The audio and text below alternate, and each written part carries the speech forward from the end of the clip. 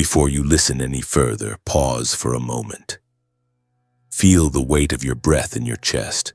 Notice the silence between this sentence and the next. Because what you are about to encounter is not information. It is recognition. Long before language shaped your thoughts, before history told you who you were supposed to be, something inside you already knew, and that knowing never disappeared. It only went quiet. This is not a story about ancient Egypt as a civilization frozen in time. It is about a living current that never left the human soul, a current that was never written to be read, never spoken to be heard, and never taught to be memorized. It was designed to be remembered from within. The Egyptian initiates understood something modern humanity forgot. The soul does not evolve by collecting truths. It awakens by shedding illusions. What you are feeling right now, the subtle pull, the strange familiarity, the sense that this isn't entirely new, is not coincidence. It is resonance. The temples of Kemet were never merely structures of stone. They were tuning forks for consciousness. And the real temple was never outside the body. It was built into the human being itself. The initiates were not students. They were travelers. In chambers carved beneath the earth and aligned with the stars, they entered states where the body rested and awareness moved beyond the familiar boundaries of identity. What they experienced was not learning, but return. A symbolic death followed by a remembrance so complete that when they emerged, they were no longer oriented by fear, status, or survival. They had not gained power. They had reclaimed sovereignty. This was the technique, and it was never forbidden because it was dangerous. It was hidden because it was uncontrollable. A human being who remembers their original frequency cannot be governed by illusion. Such a soul does not need permission, validation, or belief systems to function. And that has always been inconvenient for systems built on forgetting. The Egyptians knew every soul carries a unique vibrational signature, what they called the sacred name. Not a word, not a sound, but a living frequency. It cannot be spoken because it does not exist in language. It can only be embodied. That frequency is still within you now, dormant but intact, like an ember waiting for breath. And here is the part that matters. You were not meant to find this by searching. The call does not originate in the mind. It arrives as restlessness, as fatigue with superficial answers, as an unexplainable discomfort with the roles you were taught to play. The initiates described this as the invisible breath of the divine, a movement that stirs the soul before thought even forms. That is why awakening never begins with clarity. It begins with friction. The world starts to feel misaligned. Old patterns lose their grip. Certain relationships dissolve without drama.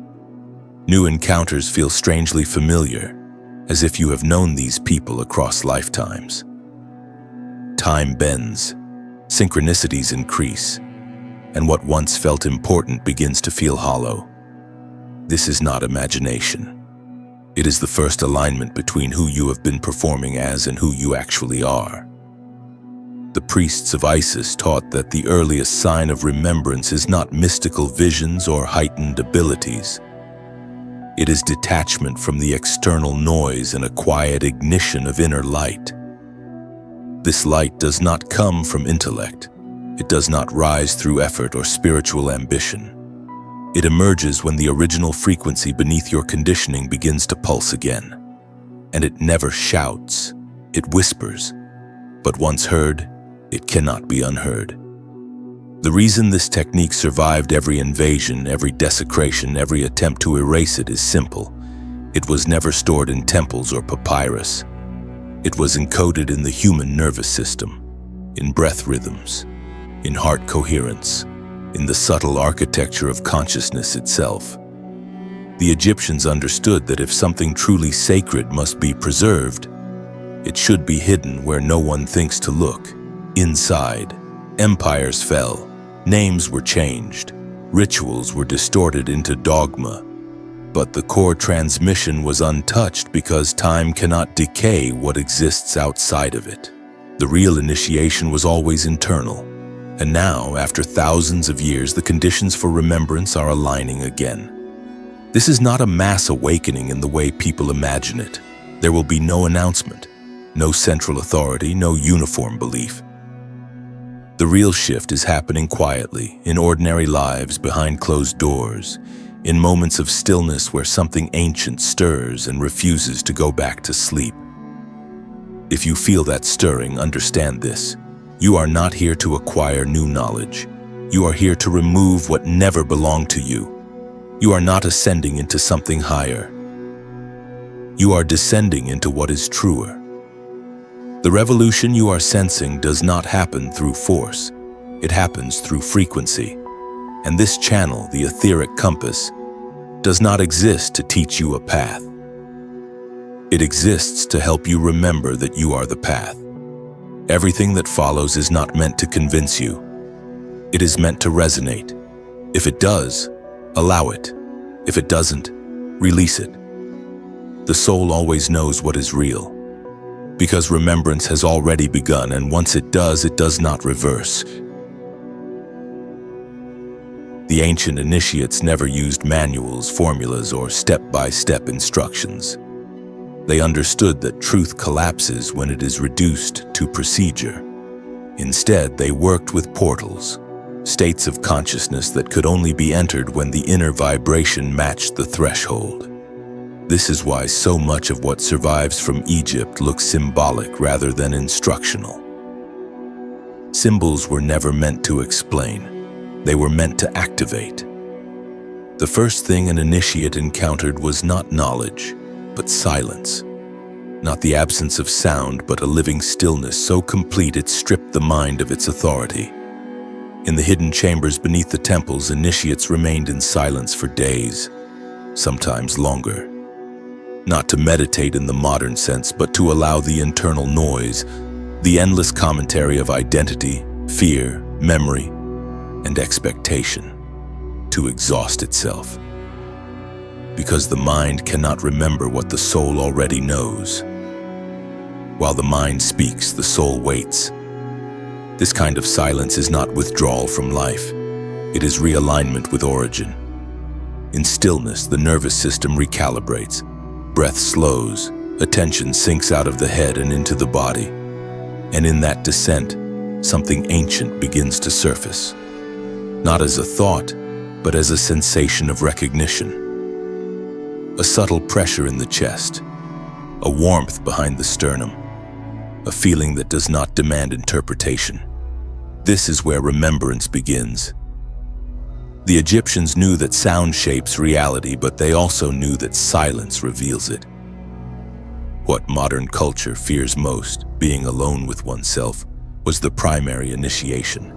Because once the false layers fall quiet, the original frequency has space to rise. From silence, the initiate was introduced to the living symbol. These were never decorations or myths frozen in time. Each symbol functioned like a mirror for consciousness.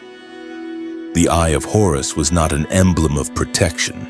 It was a neurological key. The lotus was not a flower of beauty. It was a map of inner rebirth.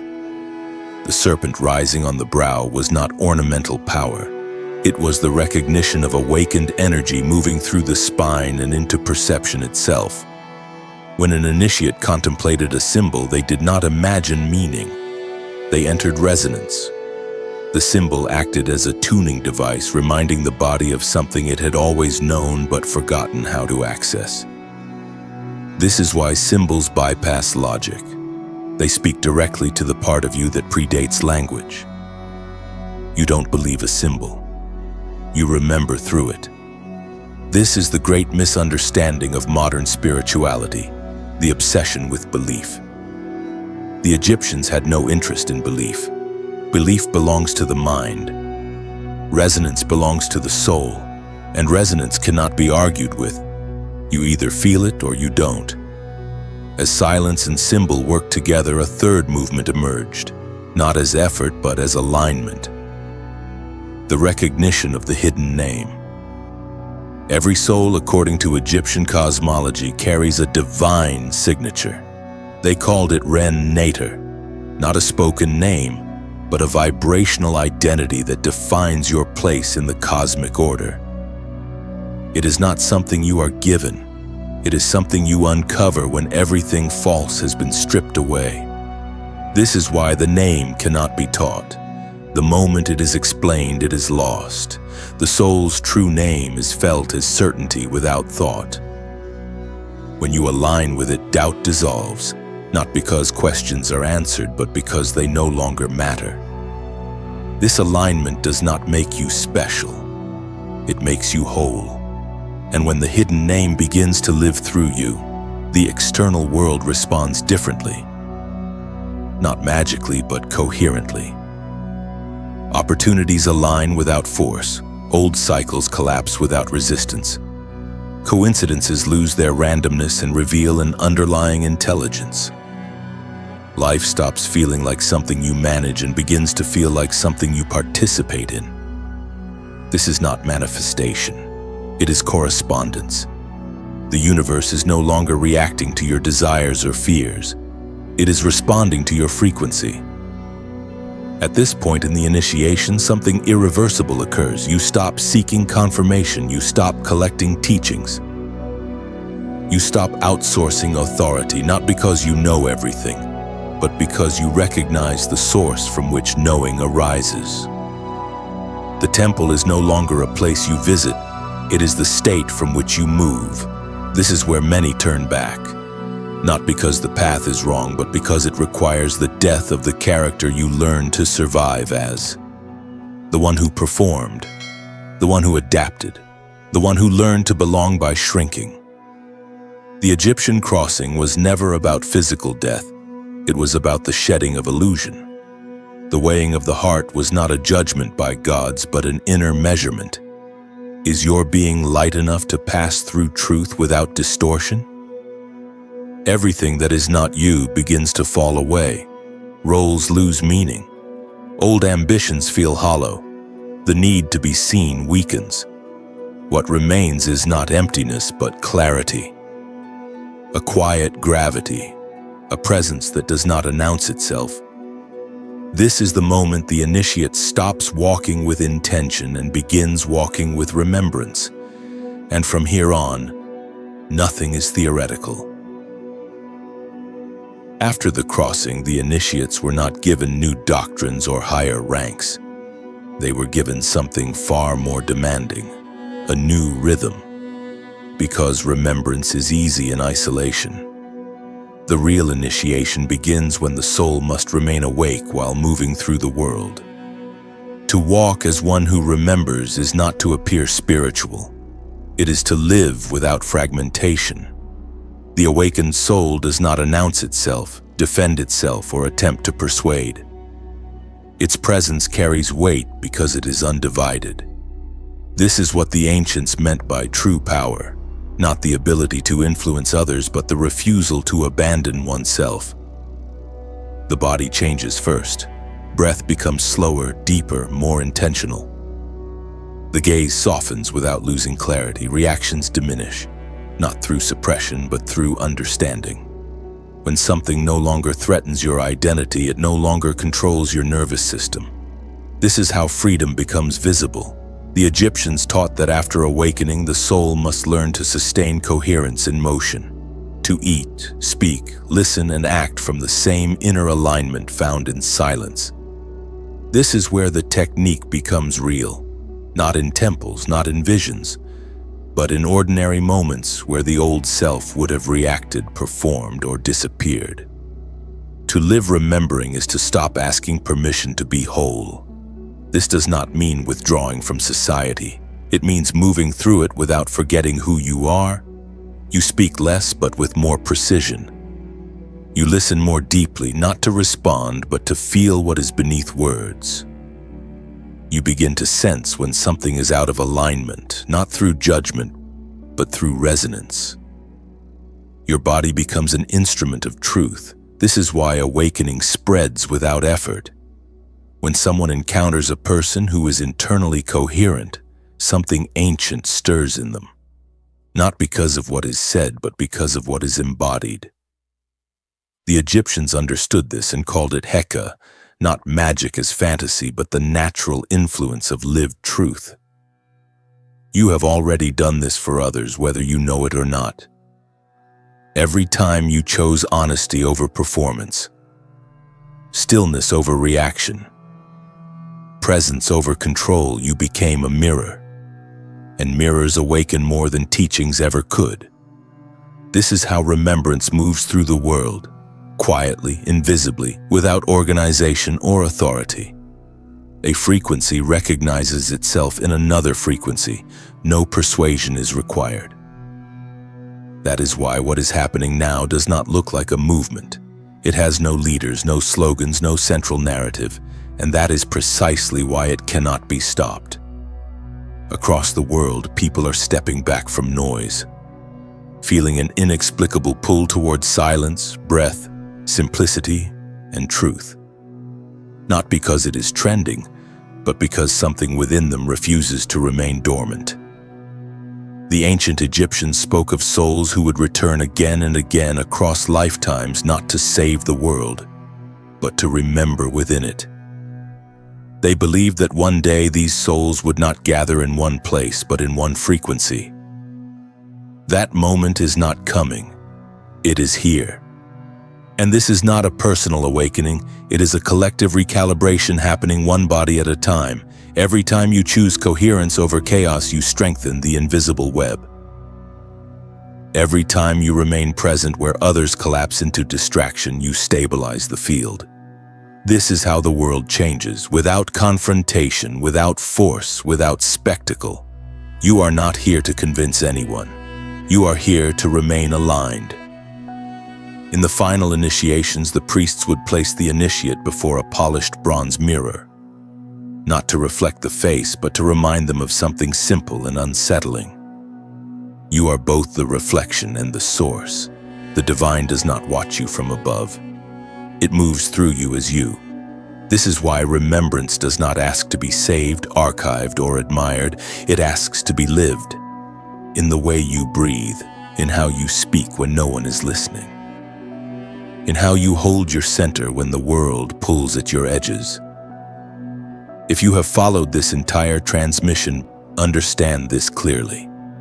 You were never meant to consume it. You are meant to recognize yourself in it. And recognition carries responsibility, not to others, but to truth. So do not let this moment dissolve back into distraction. Anchor it. Mark it in the visible world. Not as performance, but as intention. If it resonates, leave a simple signal below. I remember. Not as a phrase, but as a declaration of alignment. Share this not for numbers, but because someone else is already listening from inside themselves and needs a mirror, not a teacher. And if you choose to stay with this channel, do so not as a follower, but as a fellow traveler. One who understands that the real revolution is silent, vibrational, and already unfolding. You are not here to learn. You are here to remember. And remembrance has already begun.